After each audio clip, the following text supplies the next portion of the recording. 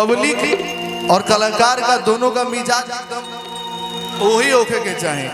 बोलो बोलो दादा परशुराम की आओ ले ला। अरे किसान भूमिहार के बढ़ैले भैया बाबा हो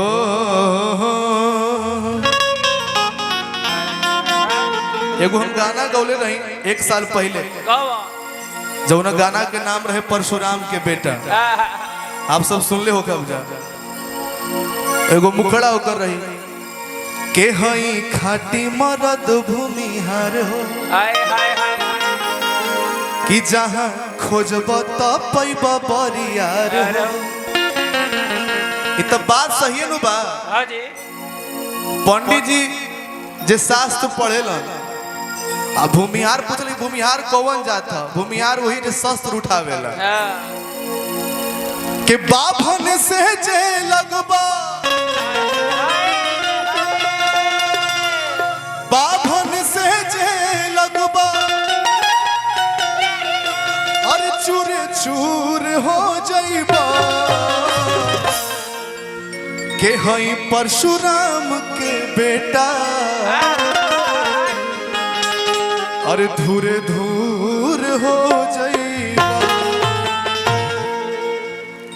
एगो और गाना गईनी कि आपन आशीष बनैले रही बाबा हो। ये गाना के बड़ा प्यार हमेशा मिलेला आप सबके के मथवा पहाथ अपन अरे धैले रही बाबा हो।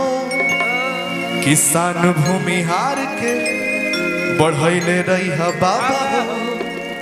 किसान भूमिहार के बढ़ैले रही बाबा हो। ले ला अरे आपन आशीष बनैले रही बाबा हो। अपन आशीर्वाद बनैले रही बाबा हो। किसान भूमिहार के बढ़ैले रही बाबा हो। किसान भूमिहार के बढ़ैले रही बाबा हो।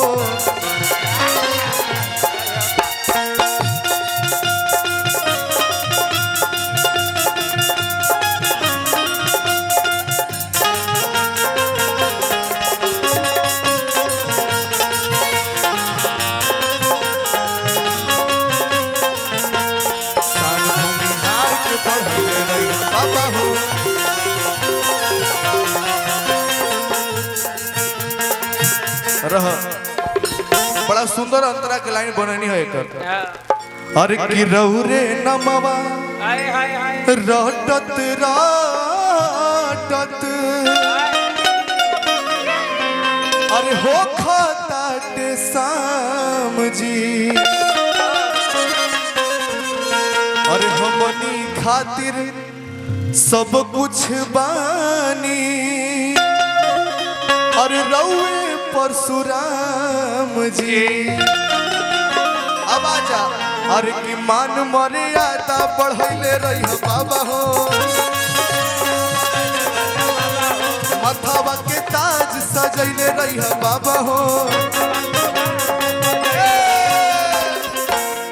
ऐसे ना मजा आए तने के बाद जोरदार हमरा सुस्त होके गावे में ना मजा आवेला और जनता के भी हम सुस्त देखे नहीं तो हमरा गावे में ना मजा आवेला। पब्लिक और कलाकार का दोनों का मिजाज एकदम वही होके के चाहे। बोलो बोलो दादा परशुराम की आओ ले ला। अरे किसान भूमिहार के बढ़ैले भैया बाबा ताली ताली बजा के। किसान भूमिहार के बढ़ैले रही बाबा हो। अपन आशीष बनैले रही बाबा हो। मथवा पहाथ अपन धैले रही बाबा हो। किसान भूमिहार के बढ़ैले रही बाबा हो। भूमिहार के बढ़ैले रही बाबा हो।